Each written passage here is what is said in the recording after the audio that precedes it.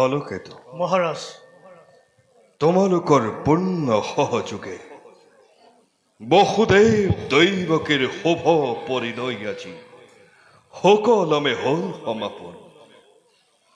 আজি হন্তে মথুৰাৰ ৰাজ কন্যাই বসুদেৱৰ অৰ্ধাংগিনী ৰূপে শোভা পাব যাদৱপুৰী।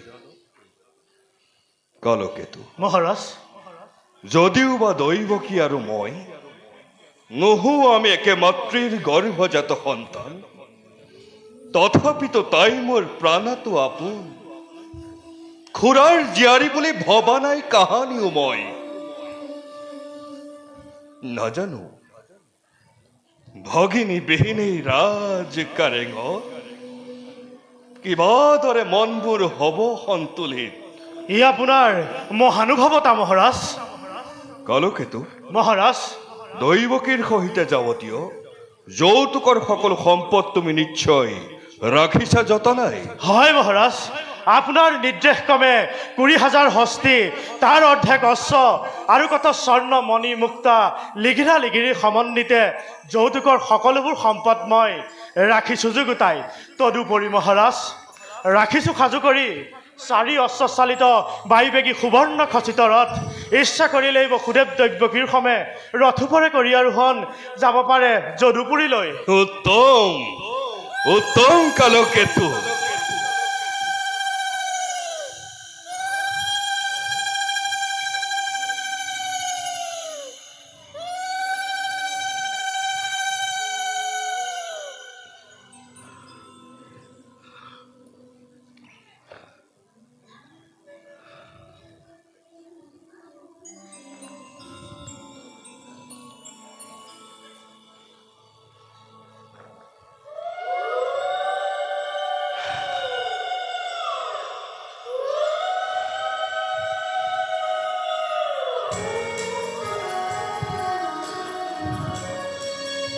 বসুদেৱ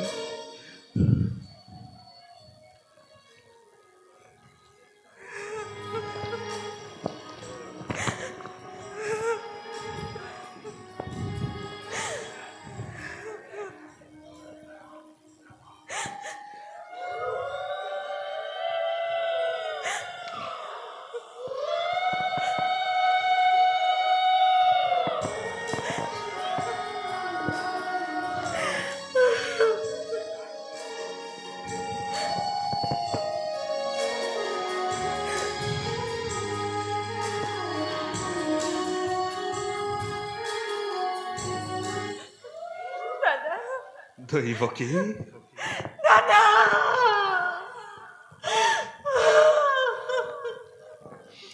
নাকান্দিবি নাকান্দিবি দৈৱকী নাকান্দিবি নাকান্দিবি দৈৱকী। পুত্ৰ হলে পৰ কন্যাই গৃহ শোভা কৰে আৰু কন্যা হলে গুচি যায় পৰ গৃহলৈ। ই যে জগতৰ চিৰন্তন নীতি আই। নাকান্দিবি দৈৱকী, আজি তই অতিকে ভাগ্যৱতী। পৃথিৱী বিখ্যাত যাদৱ বংশৰ কুলবধূ আজি তই। নাকান্দিবি দৈৱকী। বসুদেৱ দৈৱকী, আজি এই শুভ দিনৰ শুভ ক্ষণত হিয়া ভৰা আশীৰ্বাদ মই কৰিছো প্ৰদান। নতুন মিতিৰ চেনেহী ভনীতিবোৰ অতি আদৰত, নাজানে একোকে তাই সহজ সৰল।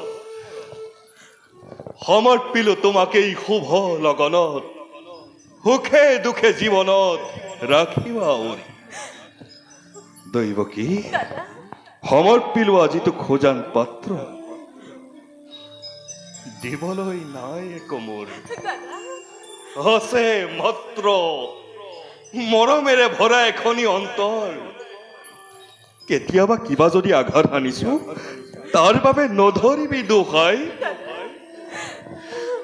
হাকিবি সুখেৰে দয়ো যোগ যুগান্তৰ। দাদা পিতৃ সমশ্ৰেষ্ঠ মোৰ, ক্ষমা কৰি অভাগী ভনী দিয়া মোক আনন্দেৰে বিদায়। দৈৱকী আজিহে বুজিছো দাদা, ভাতৃস্নেহ কিমান মধুৰ। দৈৱকী মোৰ এই যাত্ৰাৰ কালত নিজে তুমি ৰথচাই ধৰি মোক কৃতাৰ্থ কৰিবা দাদা। তোমাৰ চেনেহৰ প্ৰতিদান স্বৰূপে যাচিব নোৱাৰিম একোকে।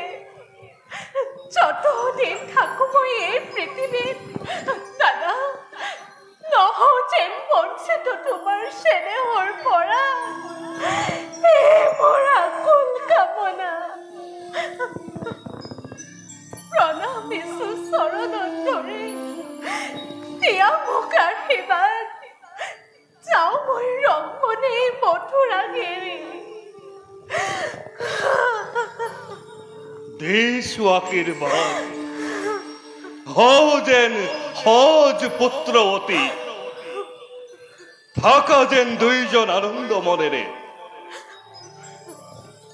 উঠা বসুদেৱ। দৈৱকী উঠাই। বসুদেৱ, সাজু কৰি থোৱা আছে সুসজ্জিত ৰথ। আজি মই নিজেই ৰথৰ সাৰথি হৈ তীব্ৰ বেগে লৈ যাম দৈতীকে যদুপুৰীলৈ। কালকেতু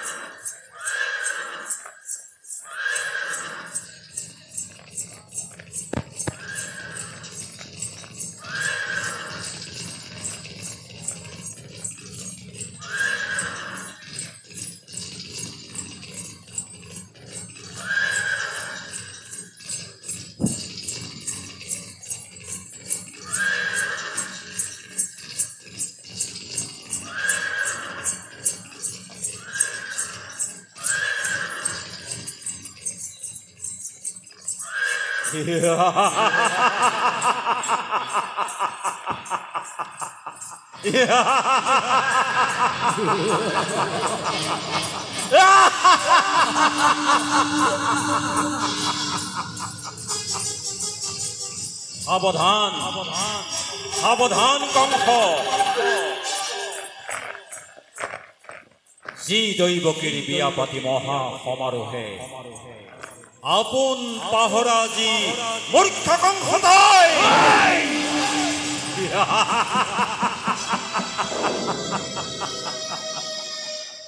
চেনেহৰ ভগ্নী তোৰ সেই দৈৱকীৰ গৰ্ভদাত অষ্টম পুত্ৰই সংহাৰ কৰিব তোক অবলীলাক্ৰমে।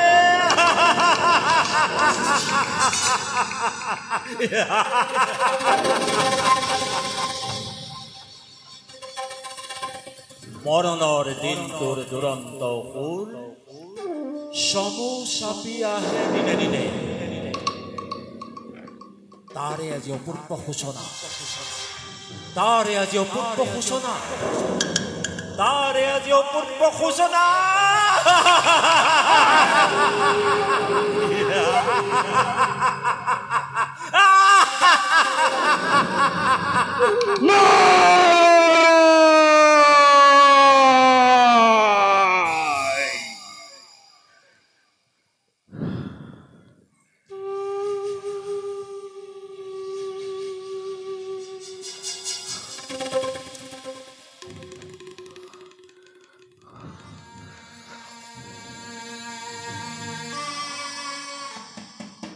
সঁচা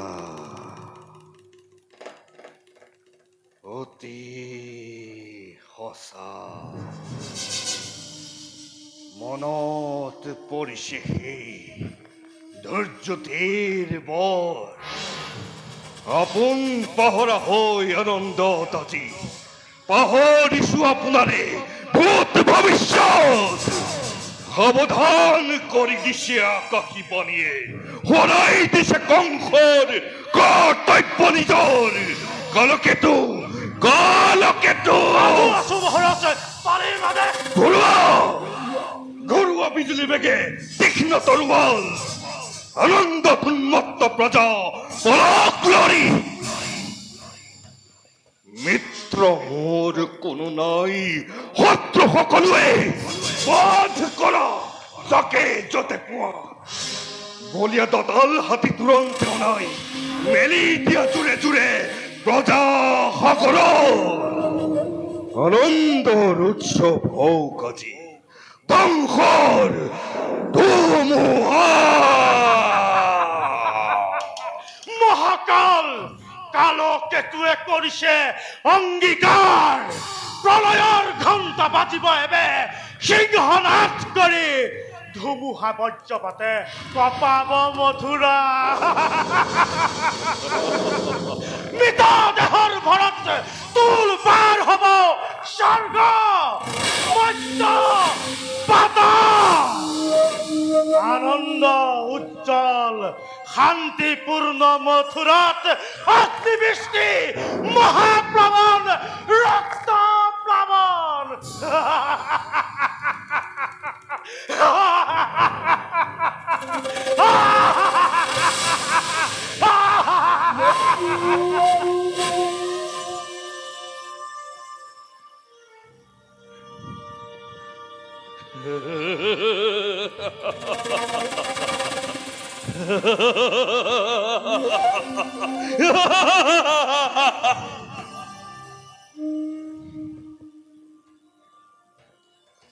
বহুদিন নতুন মিতি আৰু স্নেহৰ ভগ্নী মোৰ দৈৱকী ভৱিষ্যত ভাগ্যলিপি মোৰ কাণ পাতি শুনিলা নহয় যি মিলন বন্ধনেৰে বান্ধি দিলো তোমা দুইটিকে সেই মিলনেই আজি স্পষ্টভাৱে কৰিছে ঘোষণা অচিৰতে কংসৰ মৰণ হিয় ভৰাজি আনন্দ কৰিলো প্ৰদান তাৰে সুন্দৰ প্ৰতিদান অচিৰতে কংসৰ মৰণ কি কৰিবা অমৃতত গৰল উঠিল বেশ কথা হে হব নহব অন্যথা কিন্তু কংসৰ মৰণ জানো ইমান সহজ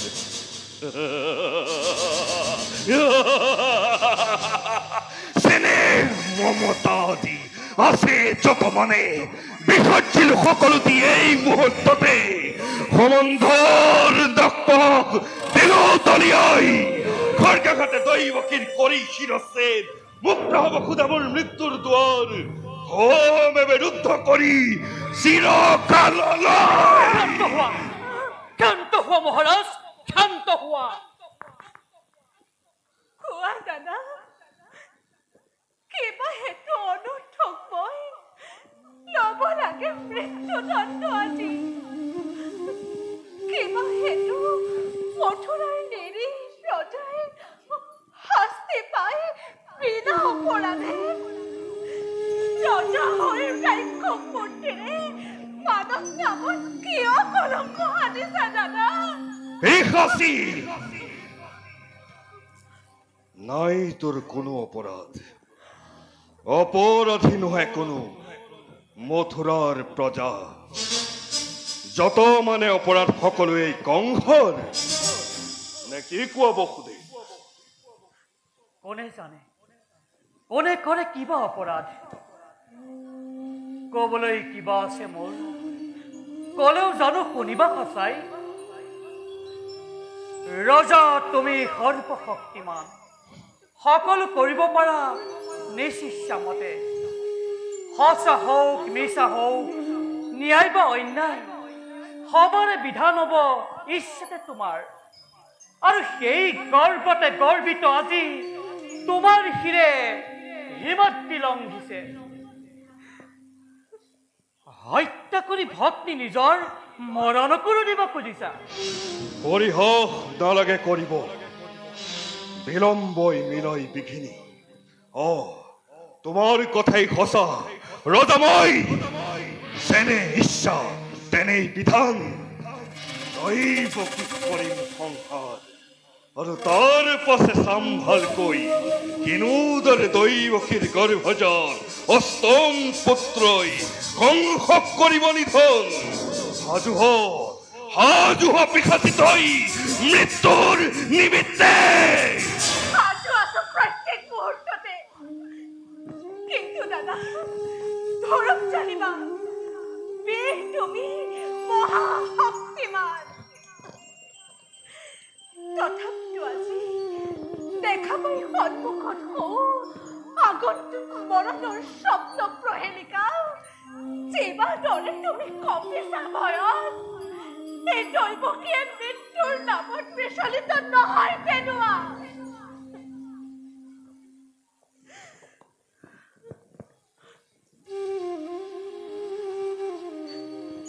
হয় যদি মৃত্যুময় স্বামীৰ আগত দেৱী তুমি মহাবীৰ শ্ৰেষ্ঠৰ হাতত দেৱতাৰ দান বুলি তাক মই হাঁহি হাঁহি কৰিম হাঁহি হাঁহি মই কৰিম সঁচা কথা মহাৰাজ এনে কাৰ্য অতি অশুভ নাৰী হত্যা ভগ্নী হত্যাৰে কলংকৰ কালিমাখানি ক্ষত্ৰিয় কি বিনা প্ৰয়োজনে তুমি ৰঞ্জিত কৰিবা এনে কাম কৰা যদি ইচ্ছাটো যুগে যুগে বীৰৰ সমাজে হত মুখে কৰিব গঞ্জনা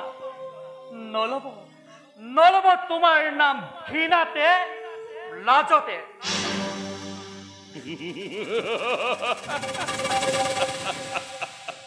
আৰু তাৰেই ভয়ত সাপ পুহি গাখীৰ খুৱাই মূৰ্খ কংস মহাৰাজে বীৰ বুলি পৰিচিত হ'ব জগতত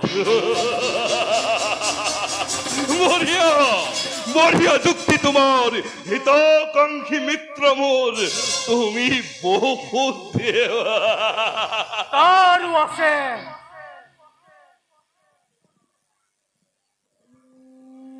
সহজ উপায়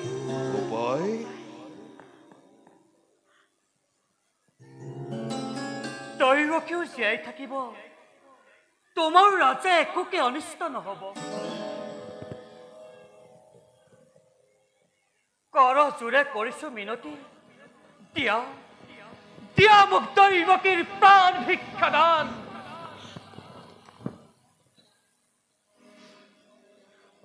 তাৰ পৰিৱৰ্তে মহাৰাজ দৈবকীৰ গৰ্ভজাত প্ৰতিটো সন্তান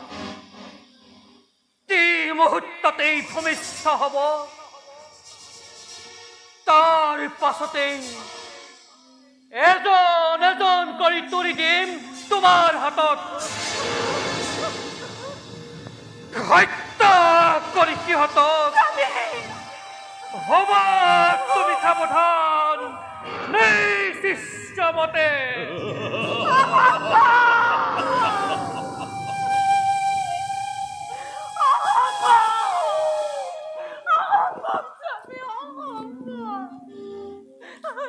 নথনাবা তেনোৱা প্ৰাৰ্থনা পৃথিৱীৰ নতুন অতিথি সৰকৰ দেৱশিশু সৰল নিষ্পাপ সিহঁতৰ প্ৰাণ বিনিময়ে জীৱন ভিক্ষাৰ মোৰ নাই প্ৰয়োজন জীৱন ভিক্ষাৰ মোৰ নাই প্ৰয়োজন স্বামী নাই প্ৰয়োজন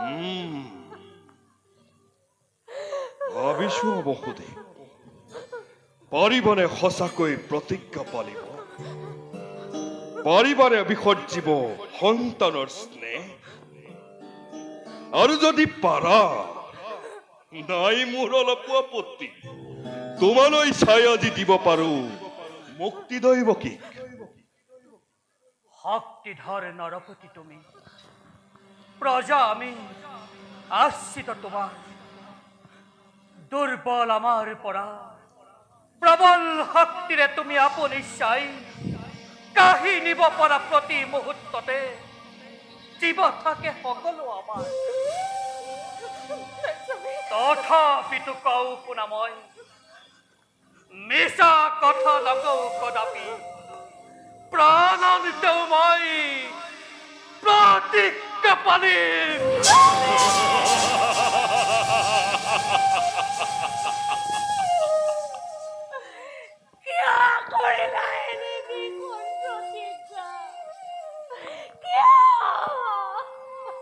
দেবী প্রতিশ্রুত আজি মই নিষ্প্রতিজ্ঞাত বেশ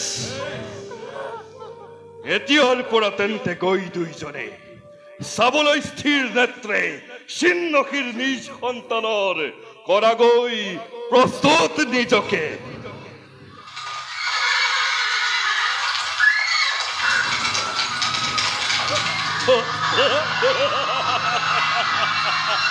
ধন্য ধন্য কালকেতু ধন্য কালকেতু ধন্য ধন্য ধন্য কালকেতু ধন্য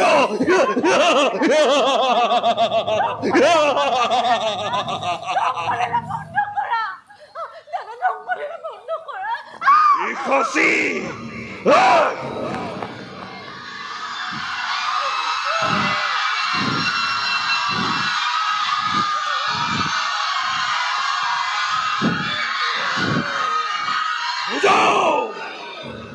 সকলোৱে ভালদৰে বুজক কংসৰ শক্তি কংসৰ ক্ষমতা কংসৰ পৰাক্ৰম কিমান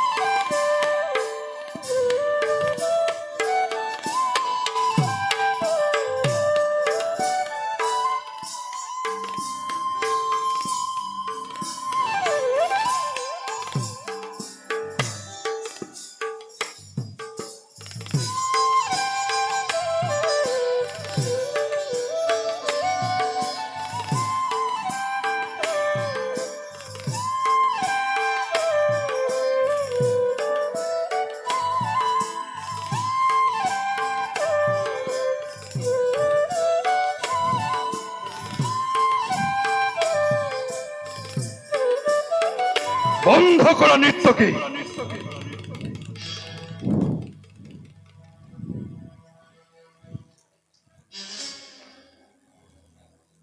কালকেতু মহাৰাজ মোৰ আদেশ সকলে নিৰ্বিচাৰে পালন কৰিছেনে কৰিছে মহাৰাজ মই আপোনাৰ আদেশৰ কথা সকলোকে বুজাই দিছো বজ্ৰকেতু অঘাসুৰ বকাসুৰ আদি সকলোৱেই নিৰ্বিবাদে নিজ নিজ কৰ্তব্য কৰিছে পালন সুন্দৰ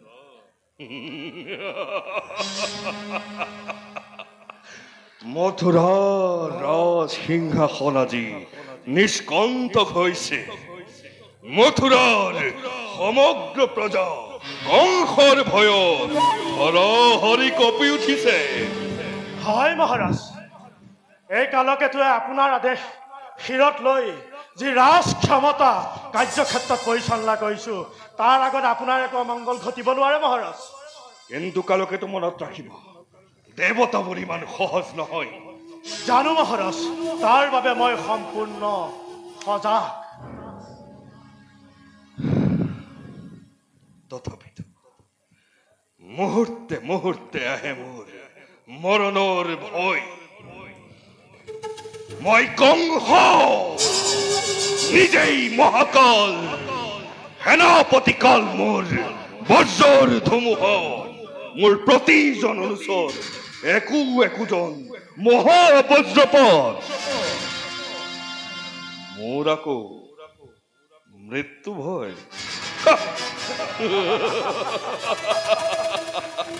মহাৰাজৰ জয় হওক। বহুদেৱ অসময়ত কোলাত সন্তান? হয় মহাৰাজ, প্ৰতিজ্ঞাবদ্ধ বসুদেৱ। দৈৱকীৰ গৰ্ভজাত প্ৰথম সন্তানটি তুমি নিজ হাতে হত্যা কৰি নিষ্কণ্টক হোৱা। হতভাগ্য চেনেহৰ ভাগিন, দৈৱকীৰ গৰ্ভজাত প্ৰথম সন্তান কংসৰ প্ৰাণোপম ভাগিন।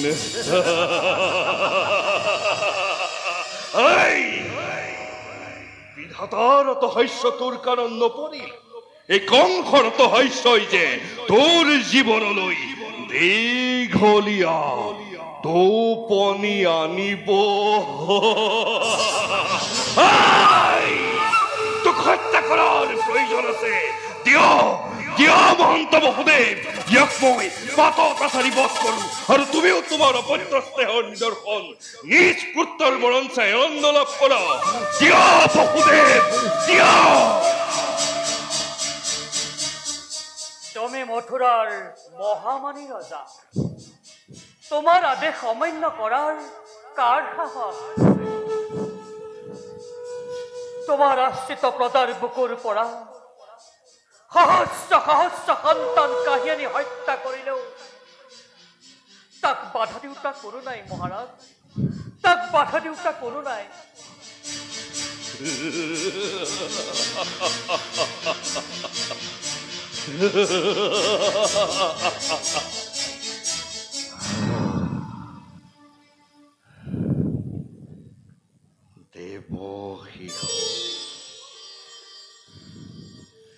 দৈৱকীৰ গৰ্ভজাত প্ৰথম সন্তান কংসৰ স্নেহৰ ভাগিন।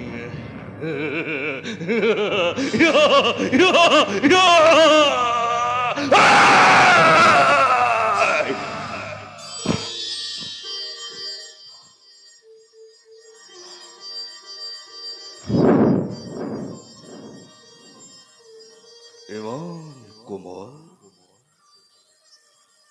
ইমান শীতল, ইমান মৰম লগা, কি যে তাৰ আকুল চাওঁ। কংসৰ কোমল হৃদয় এখন আছে জানো? ইও জানো মোৰ প্ৰণৱৈৰী? দৈৱকীৰ গৰ্ভজাত অষ্টম সন্তান একমাত্ৰ প্ৰণৱৈৰী। বাকী অন্যবিলাক সিহঁত নিৰ্বোধ, নিৰপৰাধ।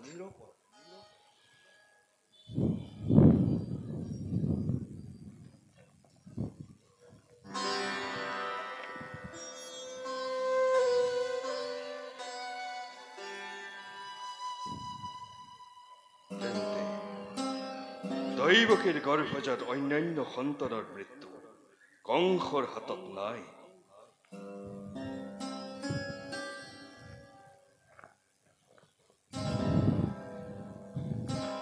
বসুদেৱ, কংস কিমান নিষ্ঠুৰ তুমি তাক নাজানা? জানো, তথাপিতো নিজৰ প্ৰতিজ্ঞা অতি উত্তম কৰিলা। ইয়াৰ বাবে তুমিও ধন্য আৰু দৈৱকীও ধন্য। শুনা, দৈৱকীৰ গৰ্ভজাত অষ্টম সন্তানহে একমাত্ৰ প্ৰাণবৈ দিব। বাকী অন্যবিলাক সিহঁত নিৰ্বোধ, নিৰপৰাধ।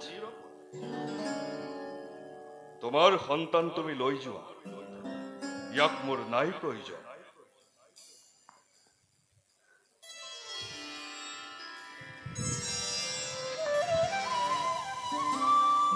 ধন্য ধন্য মহাৰাজ, তোমাৰ এই সুবিচাৰ জগতত চিৰস্মৰণীয় হৈ ৰ'ব। তোমাৰ এই খ্যাতি জগতত ৰৈবই যাওক মহাৰাজ, ৰৈবই যাওক মহাৰাজ।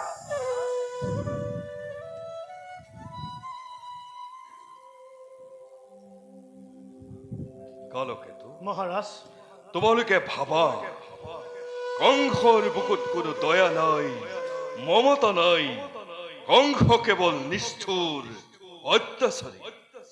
কিন্তু তোমালোকে জানা কংসৰো এখন কোমল হৃদয় আছে। কংসৰ বুকুতো দয়া আছে, চেনেহ আছে। আছে মহাৰাজ, নিশ্চয় আছে। সেয়েহে দৈৱকীৰ গৰ্ভজাত প্ৰথম সন্তানক মই মুক্তি দিলো। মহাৰাজৰ অতি উত্তম বিচাৰ। নমো ভগৱতে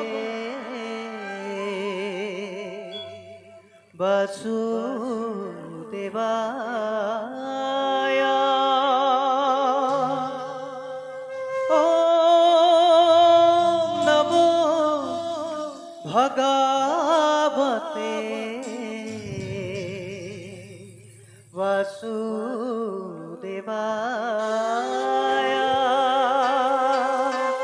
ওম নমো ভগৱতে বাসুদেবায় দেবায় দেবায়।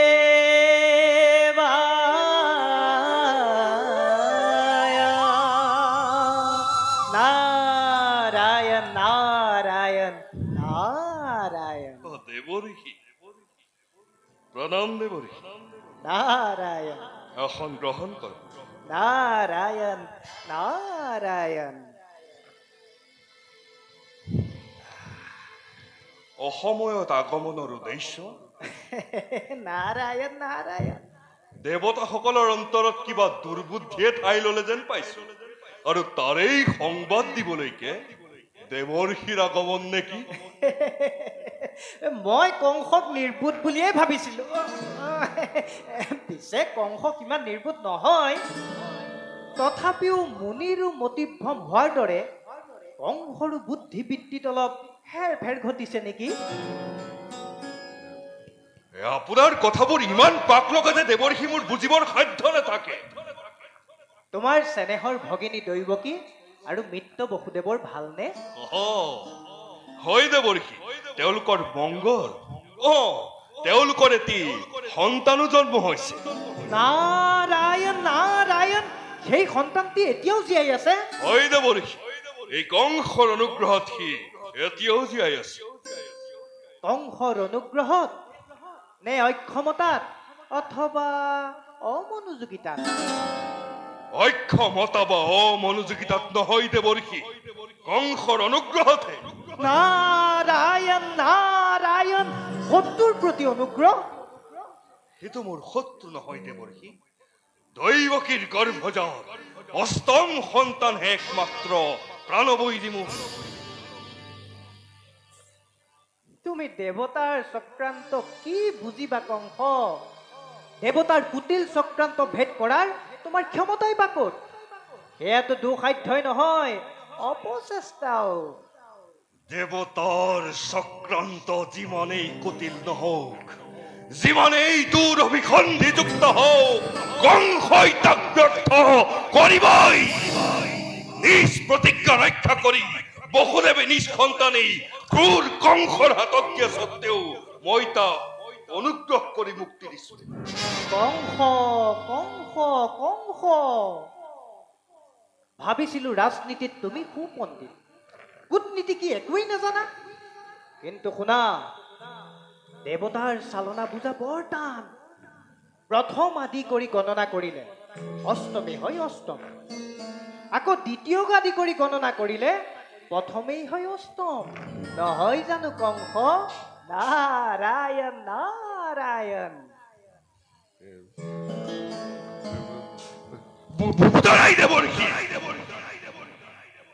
বুজা নাই?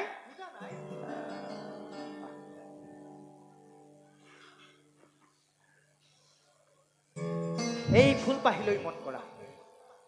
প্ৰথম আদি কৰি গণনা কৰিলে অষ্টমী হয় অষ্টম। আকৌ দ্বিতীয়ক আদি কৰি গণনা কৰিলে প্ৰথমেই হয় অষ্টম। নহয় জানো কংস? নাৰায়ণ নাৰায়ণ। এ ভকতৰ প্ৰাণ ধন মুকুন্দ মুৰাৰী ভক্তি ভাৱে সেৱা কৰো তুষ্ট হৈবা তুমি। এ হৰি তোমাৰ মহিমা বুজিম কিদৰে। এ হৰি হে হৰি স্থান দিবা মোক চৰণে। নাৰায়ণ নাৰায়ণ নাৰায়ণ।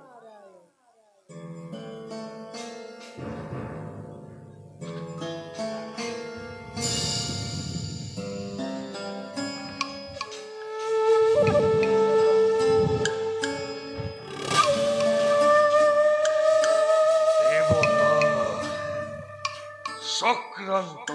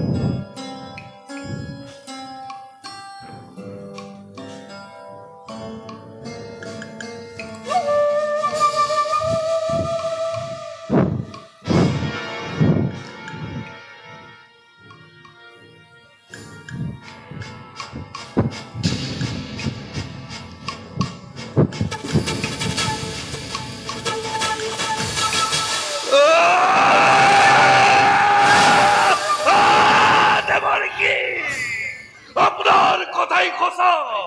বহুদেব দৈবকীর প্রথম সন্তানক মুক্তি দিমই মহা ভুল করিলু।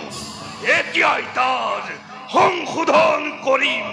কালকেতু সাধু আছো মহারাজ, তালিম আদেশ। অনুসর বর্গলৈ তুরন্তে যাত্রা করা যদুপুরীলৈ। বহুদেব দৈবকী দুইকে পুনৰ লোহাৰ জিঞ্জিৰিক লগাই বন্দীখন শুৱনি কৰা। আৰু শুনা, অতিথি গৃহৰ পৰা পিতৃ উগ্ৰসেন আৰু বৃদ্ধ মন্ত্ৰীখনে কাৰাগাৰ অলংকৃত কৰা। আপনাৰ আদেশ শিৰোধাৰ্য, কিন্তু ৰৈ গলা কালকেতু, কোৱা আৰু কিবা কৰিমা দে। আদেশ কৰক মহাৰাজ। যদুপুৰী যাদৱসকলৰ গাঁৱত জুই লগাই দিওঁ। গাঁৱৰ শস্য শ্যামলা খেতি শীতল কুঞ্জকুটিৰ দপ দপকৈ জ্বলি উঠক। সুখ নিদ্ৰা সুখ শয়নত থকা স্বামী স্ত্ৰী চমকি উঠক।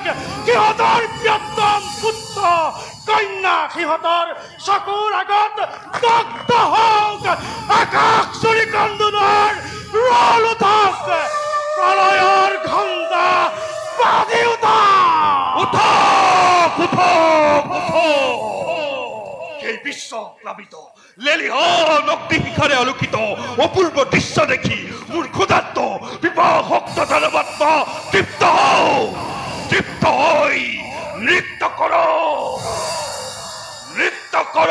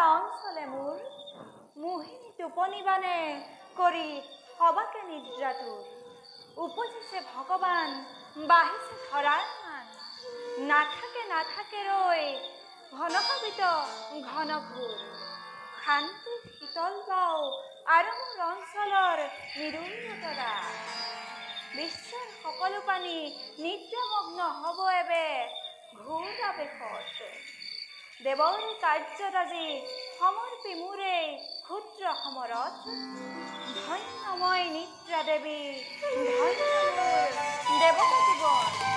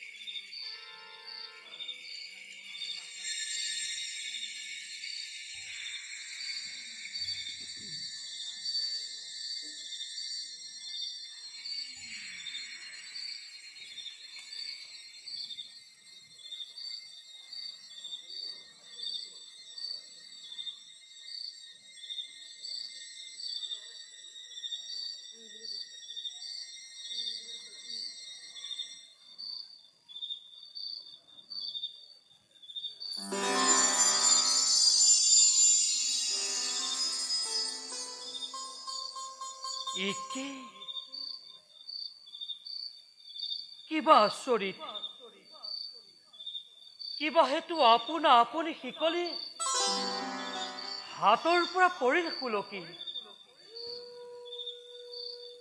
টান বন্ধনৰ পৰা নিষ্ঠুৰ ৰজাৰ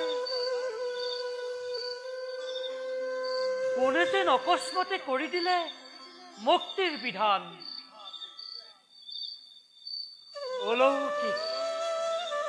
অলৌকিক সকলো ঘটনা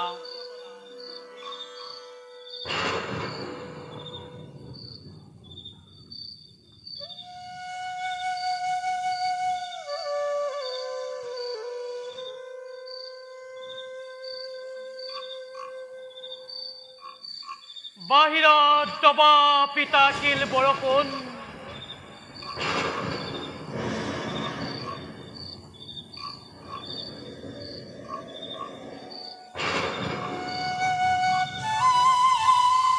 প্ৰকৃতিৰ ভীষণ দুৰ্যোগ সৃষ্টি যেন ধ্বংস হয় প্ৰতি মুহূৰ্ততে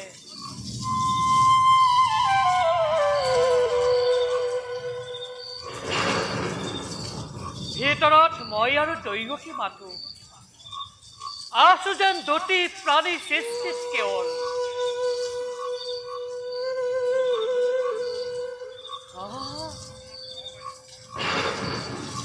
অন্ধকাৰ কাৰাগাৰীটো সিও যেন হ'ল এবে দেৱৰ মন্দিৰ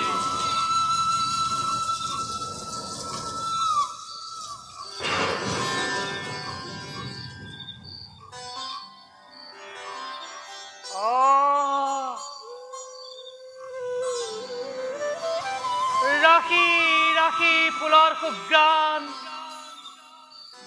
ধূপ ধূনা চন্দনৰ গৌণ ভাহি আহি চতুৰ্দিশ কৰে সুৰভিত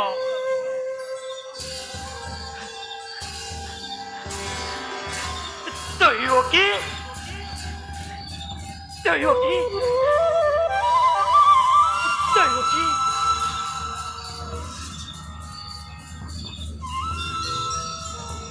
দৈৱকী দৈৱকী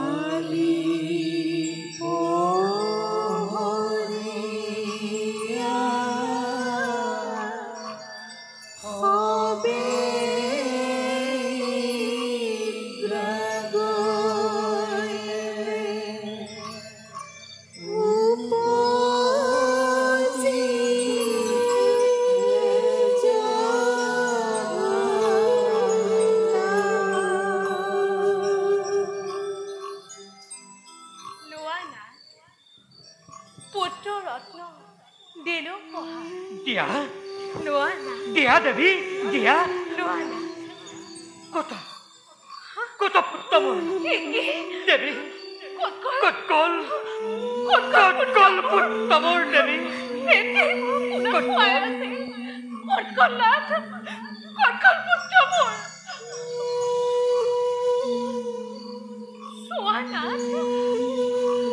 আলোকিত কৰে কাৰাগাৰ পেলেকেৰ দিগন্ত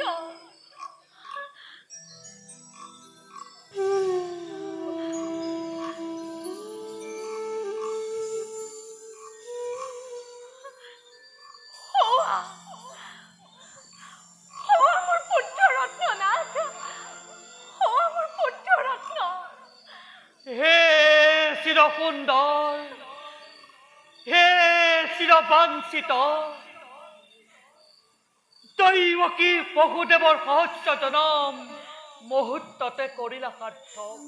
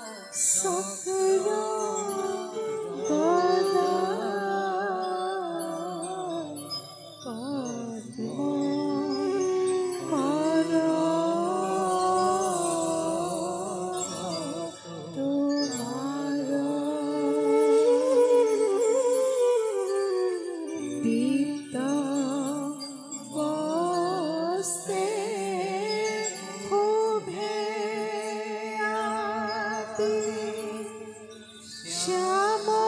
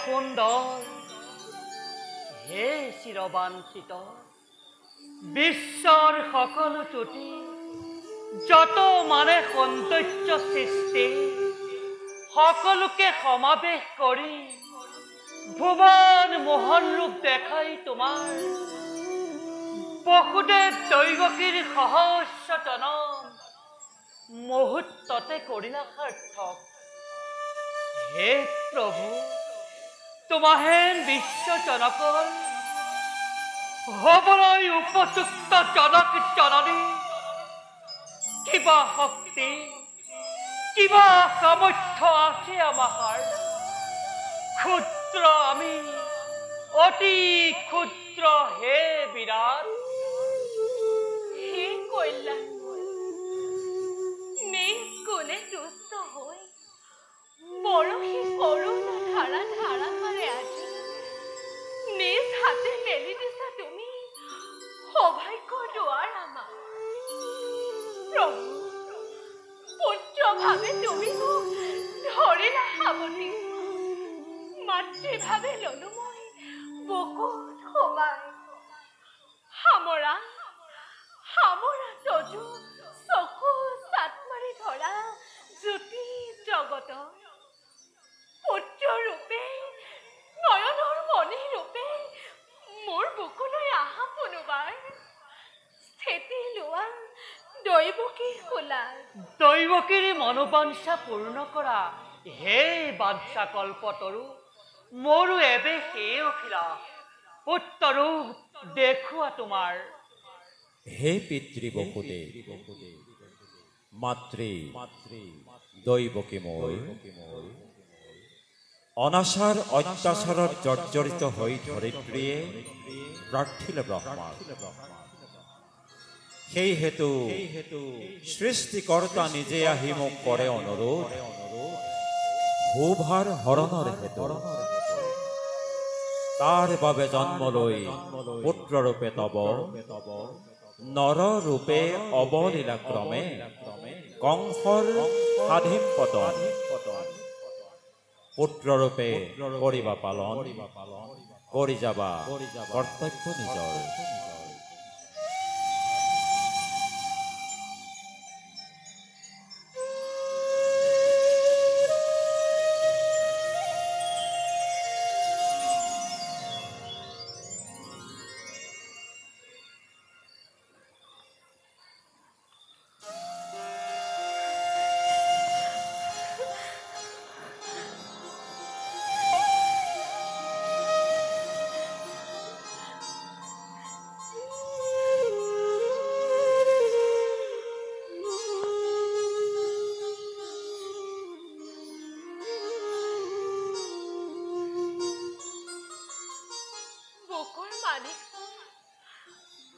বংশৰ পদুম ফুল মমুৰ সদেহত তুমি দিনা দৈৱকী শিৰাই শিৰাই কিছে ঢালিলা অমৃতৰ ফুল সঞ্জীৱিত হল মৃত প্ৰাণ ভাগ্যৱতী তুমি যে দৈৱকী মোকো যে সৌভাগ্য ভাৱ ল'বলৈ প্ৰাণ ভৰি পুত্ৰক এবাৰ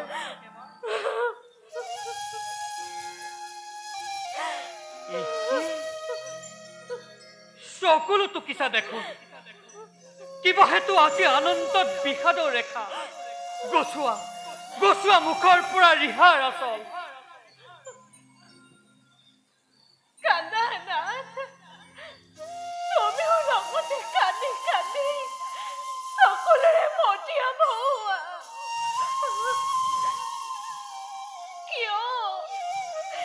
কিয় বাছা কিয় বাৰু এই অভাগিনী দৈৱকী গৰ্ভতাই জনম নভিলি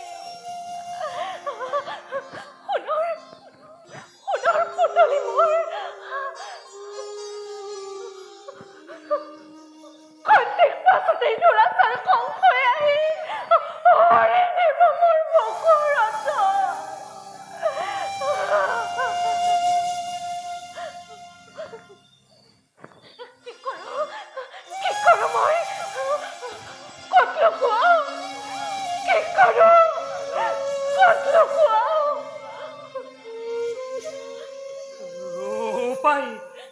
উপায় তৈব কি কি উপায় ৰক্ষা কৰিম আজি বংশৰ প্ৰদীপ ভয় নাই বসুদেৱ জন্মিছে মৃত্যুঞ্জয় অমৰ সন্তান বুকুত সোমাই লৈ পুত্ৰক তোমাৰ খোজি লোৱা গোকুলৰ ফালে গোকুলৰ নন্দৰ ঘৰত উপজিছে যোগমায়া যশোদা বুকু মেলা আছে সকলো দুৱাৰ লোৱা শীঘ্ৰে সুবৰ্ণ ফটো আনাগৈ যোগমায়া পুত্ৰক সলাই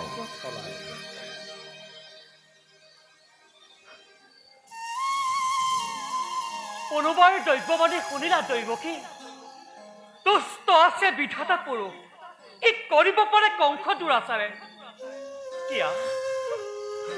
দিয়া দেৱী পুত্ৰক তোমাৰ দেৱৰ নিৰ্দেশ ক্ৰমে এই মুহূৰ্ততে খোজ লওঁ গোকুলৰ ফালে দিয়া দেৱী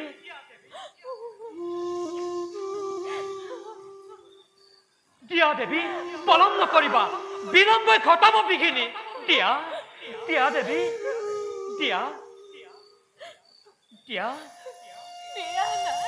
দিয়া দেৱী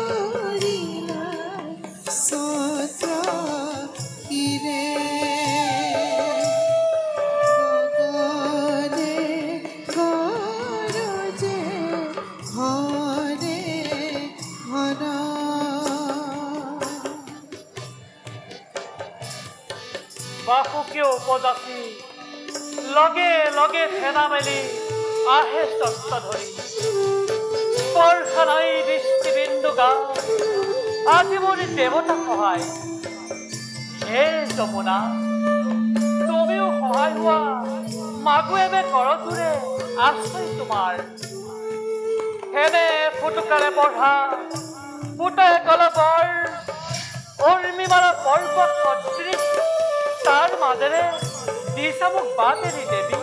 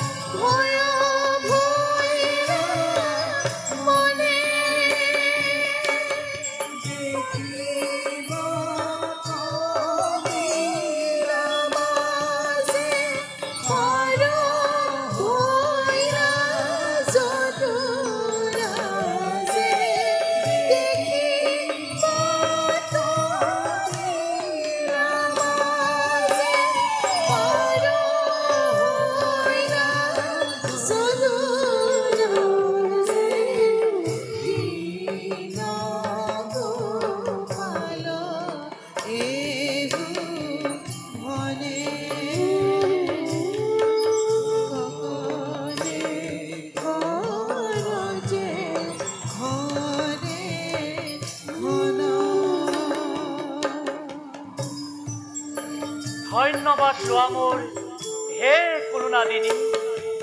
আখাউনি পানীৰ মাজত য'তেই পৰে ভৰি মোৰ, সেইফালেই বামকৈ দিছা বাটেৰি দেৱী। আগে আগে লৰিছে চিগাল সৌ দেৱদূত হৈ।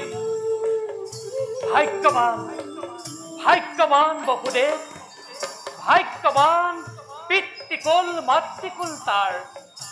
নহলেনো এনে ভাবে পুত্ৰৰূপে দেখা দিয়ে জগতীশ্বৰ।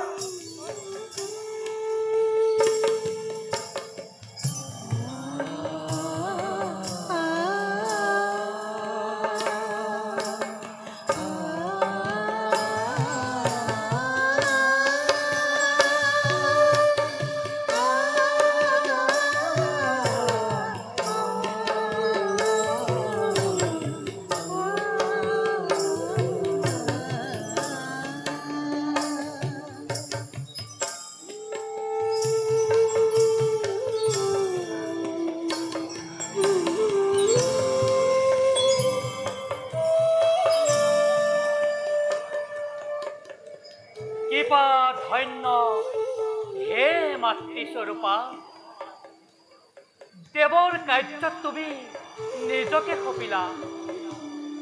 পৰম ব্ৰহ্মৰ নিৰ্দেশত থৈ মোৰ পুতলিত নন্দৰ গৃহে পুনৰ আহি মাগিম তোমাৰ সহায়।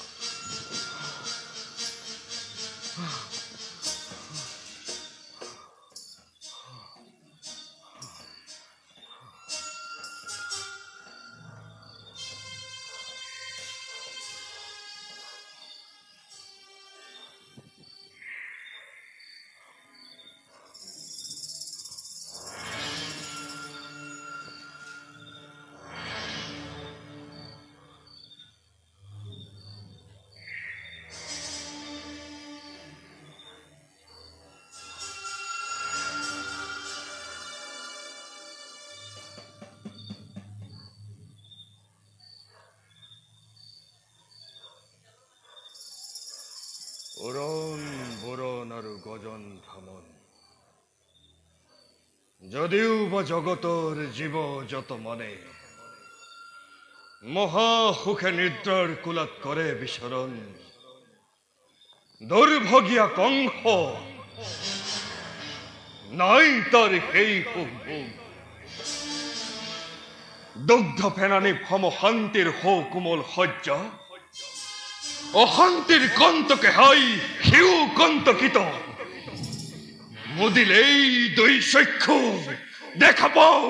দেখা পাও কৃতান্ত সদৃক শিরতুল মিথা তীক্ষ্ণ তরোয়াল দৈবকীর গর্ভদান অষ্টম সন্তান অষ্টম সন্তান অষ্টম সন্তান অষ্টম সন্তান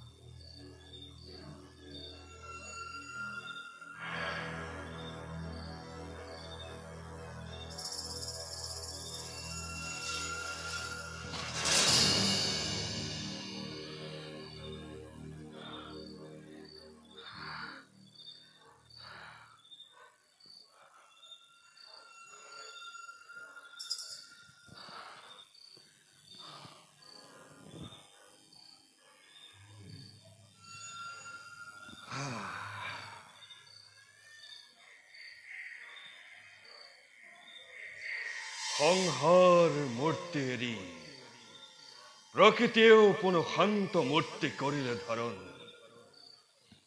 চাও পুনঃ চেষ্টা করি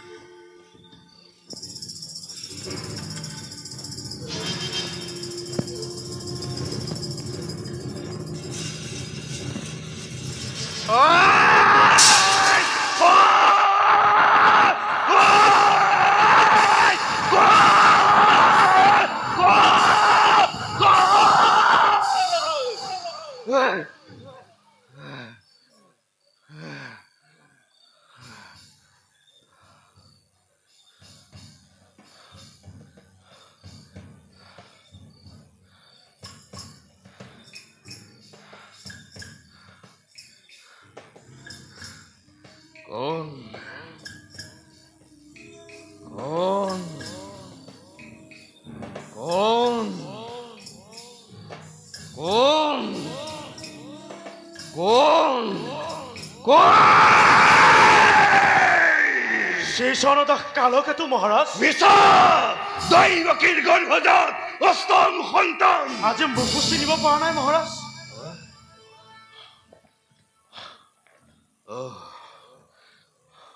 বাহিৰত কোন অঘাসুৰ বকাসুৰ আদি আপোনাৰ সেনানায়কসকল মহাৰাজ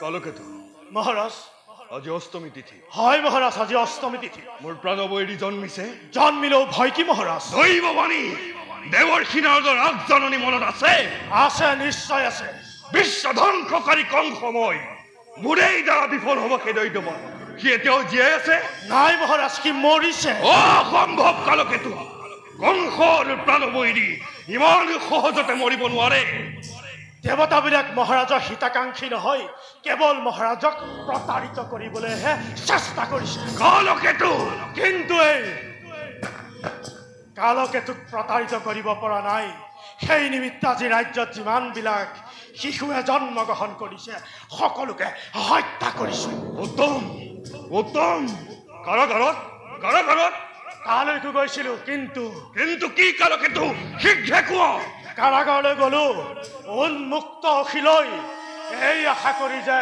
যদি শত্ৰুৱে জন্মগ্ৰহণ কৰিছে তাক মাতৃৰ কোলৰ পৰা আজুৰি আনি শিলত আচাৰি বধ কৰো বধ কৰিল নাই কৰা কাপুৰু দেখো যে তেতিয়াও শত্ৰু উপজাই নাই মূৰ্খ সি যে গৰ্ভৰ অন্তৰত বহি খিল খিলকৈ হাঁহিব লাগিছে তাক গৰ্ভ ফালি আজুৰি আনি সি যে দৈৱকীৰ পুত্ৰ নহয় মহাৰাজ কন্যাহে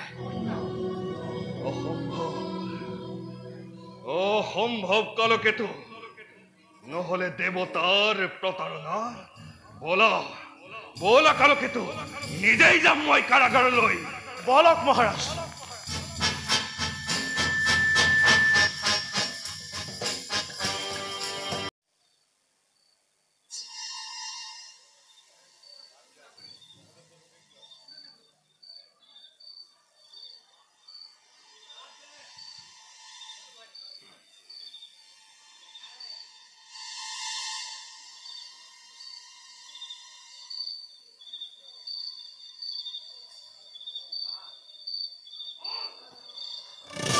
দৈৱকীৰ গৰ্ভজাত অষ্টম সন্তান আহক মহাৰাজ ক'ত আছে কালকেতু দেহ দেখুৱাই বলা কালকেতু শীঘ্ৰে বলা আহক মহাৰাজ ক'ত আছে মোৰ প্ৰাণবৈৰী আহক মহাৰাজ ক'ত আছে কালকেতু দেহ দেখুৱাই আহক মহাৰাজ বলা কালকেতু শীঘ্ৰে বলা চাওক মহাৰাজ মোৰ কথা মিছা নহয় সৌজনী দীপলিপ কন্যাহে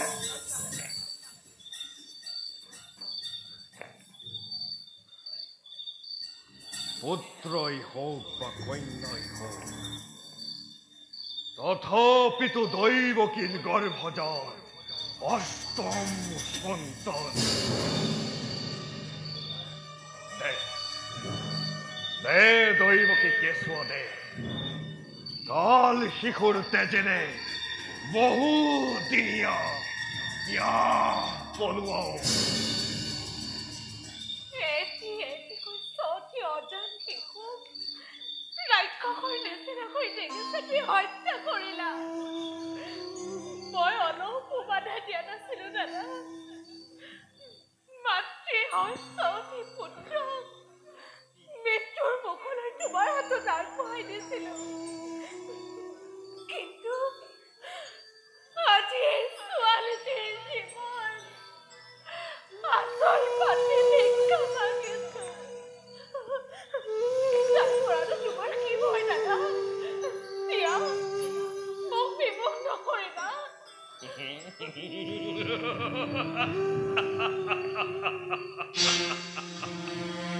সুন্দৰ অভিনয় তিৰোতাৰ চকুৰ পানীয়ে কংস কৰ্তব্য বিমুখ কৰিব। লৰাই হওক বা ছোৱালীয়েই হওক, দে দৈৱকী তোৰ কেঁচুৱা দে। মূৰৰ ওপৰত পুহি কংসই ৰং চাব নোখোজে। দে দৈৱকী তোৰ কেঁচুৱা দে। নিদিওঁ দাদা, তোমাক ইমান নিষ্ঠুৰ হ'বলৈ নিদিওঁ।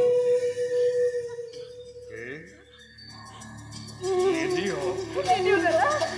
কংসক তই এতিয়াও চিনি নাপায়। দে দৈৱকী তোৰ কেঁচুৱা দে। নিদিওঁ দাদা। দে দৈৱকী নিদিওঁ দাদা। দে। তোমাক ইমান নিষ্ঠুৰ হ'বলৈ নিদিওঁ। দে নিদিওঁ দাদা। নিদিওঁ। দে।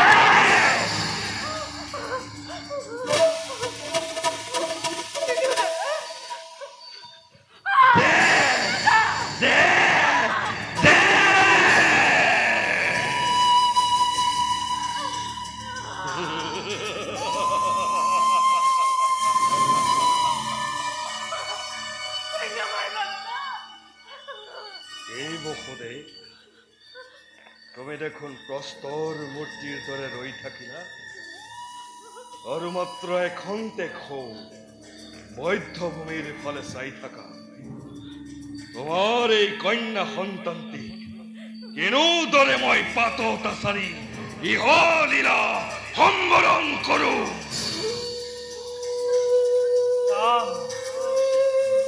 চাম কংস চাম, এই দৈশ্যক্ষুৰে নিমিষ নমৰাকৈ সতী পুত্ৰ সন্তানৰ মৃত্যু চাইছিলো। এই দৈশ্যক্ষুৰে ছখন নতুন সৃষ্টিৰ প্ৰলয় লীলা নিমিষতে দেখা পাইছো। আজিও ঠিক সেইদৰেই চাম। বহুদেৱ প্ৰস্তুত। আকাশৰ দেৱতা, পৃথিৱীৰ মনুষ্য, কোনে কন্যা সন্তানটি কংসৰ হাতৰ পৰা ৰক্ষা কৰে।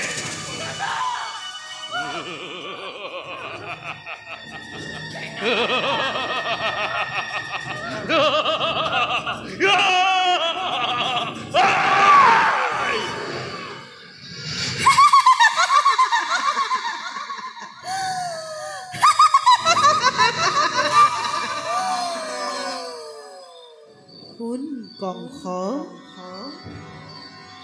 দেৱীময় যোগমায়া নিচিনিলি তই।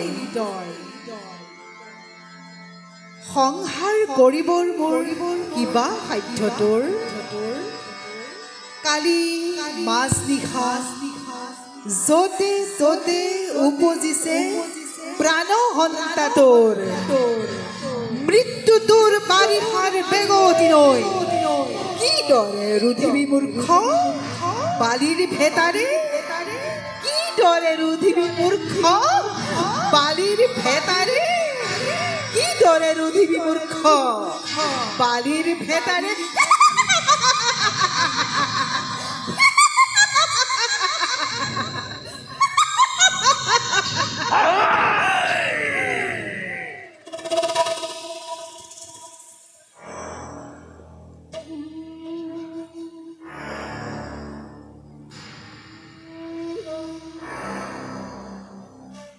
দেৱতাৰ তীব্ৰ গঞ্জনাই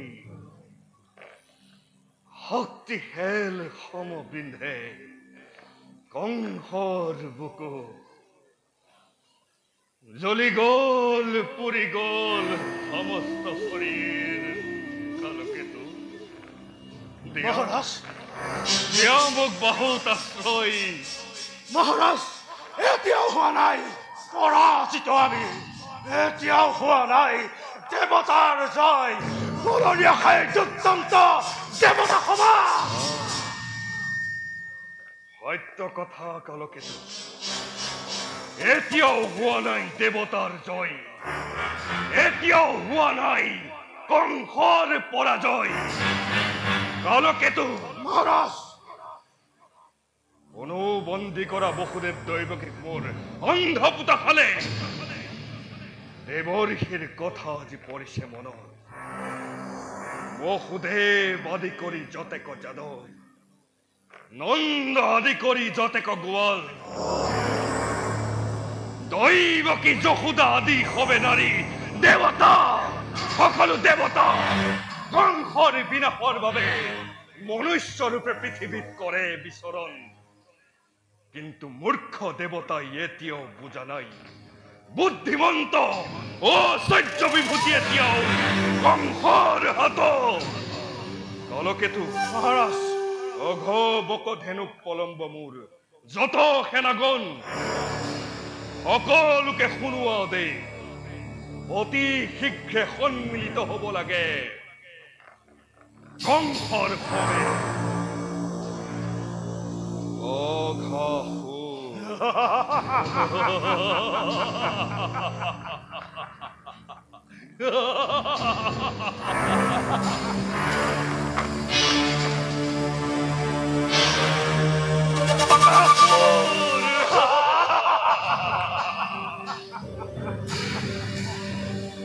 ধেনু পলম্ব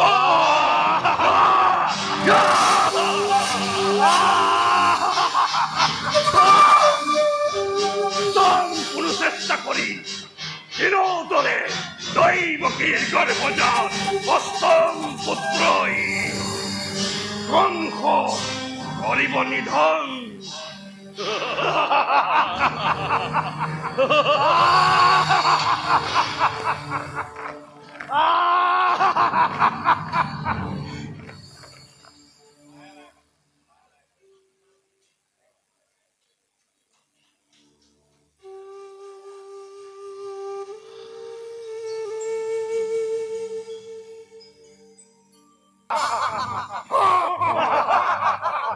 জয় মহাৰাজ কংসৰ, জয় মহাৰাজ কংসৰ, জয় মহাৰাজ কংসৰ। সোনা বীরগণ, কালি রাতি যতে ততে উপদিছে প্রাণহন্তা মোর, যেই মোর প্রাণহন্তা করিবা নিধন অর্ধ রাজ্যময় করিম প্রদান। আদেশ কৰিছে এতিয়া কংস মহাৰাজে, এতিয়া সবে মিলি শিশু বধৰ কৰো আয়োজন, আৰু তেতিয়াই হ'ব মহাৰাজ মথুৰাত আনন্দ মহানন্দ।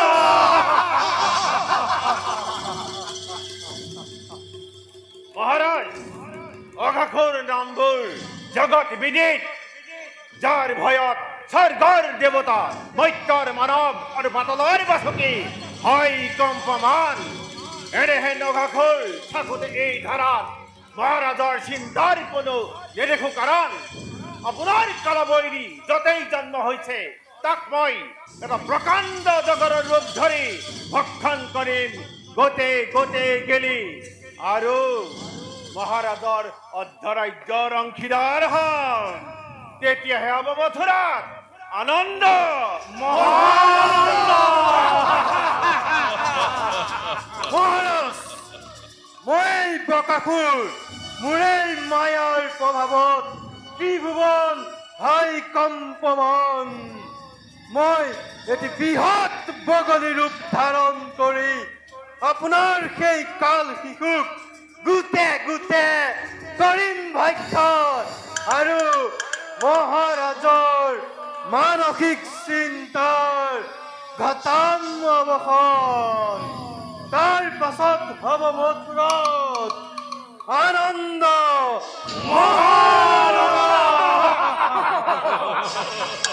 মোৰেই বজ্ৰখন মুষ্টিৰ প্ৰহাৰ বন্ধ কৰিব পৰা শক্তি নাই কাৰোৱে তেৰিব নোলাও। মোৰেই মুষ্টিৰ প্ৰহাৰে সেই দুৰন্ত কালশিশুক হত্যা কৰি মহাৰাজৰ মানসিক চিন্তাৰ ঘটাম অৱসান, আৰু তেতিয়াই হ'ব মথুৰাত আনন্দ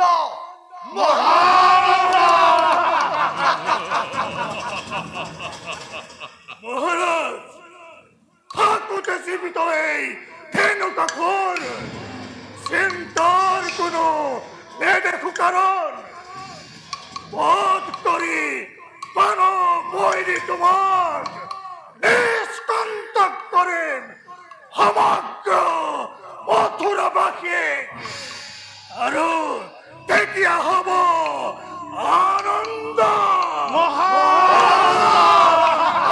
আনন্দ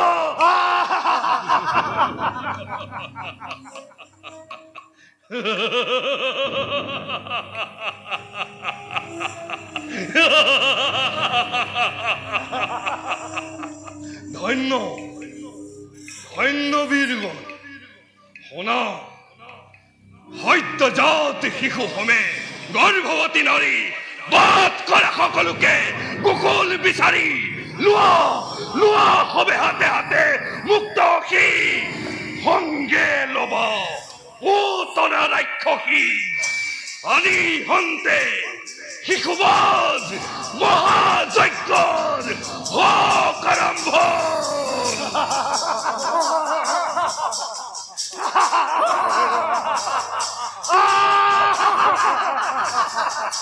জয় মহারাজ কংস জয় মহারাজ কংস জয় মহারাজ কংস জয় মহারাজ কংস জয় মহারাজ কংস জয় মহারাজ কংস জয় মহারাজ কংস জয় মহারাজ কংস জয় মহারাজ কংস জয় মহারাজ কংস জয় মহারাজ কংস জয় মহারাজ কংস জয় মহারাজ কংস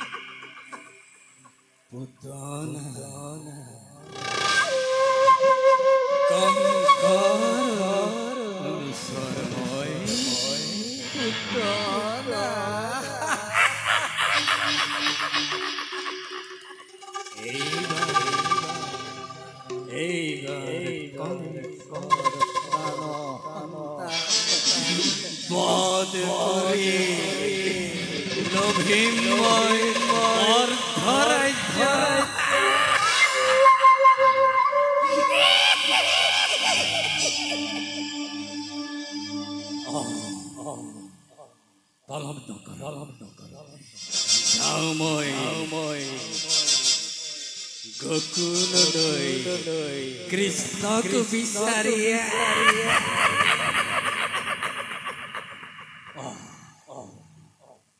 এইটো ৰূপত গ'লে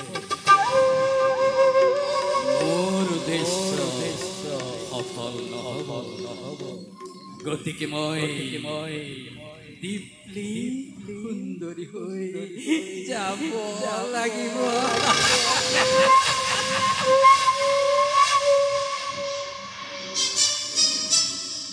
মোহিনীৰ ৰূপ ধৰি